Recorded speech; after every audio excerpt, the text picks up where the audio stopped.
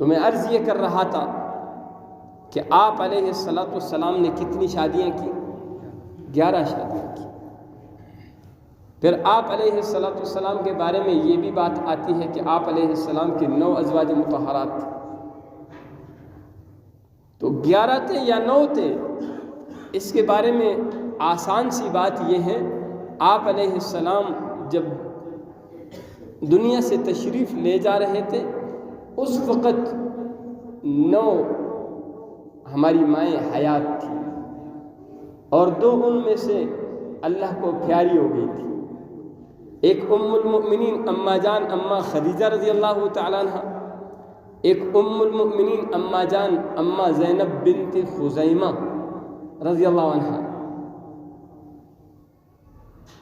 ام المؤمنین اما جان اما زینب بنت خزیمہ رضی اللہ عنہ انتہائی سخیہ تھی، ان کی کنیت تھی ام المساکین، مسکینوں کا ٹھکانہ، مسکینوں کی ماں۔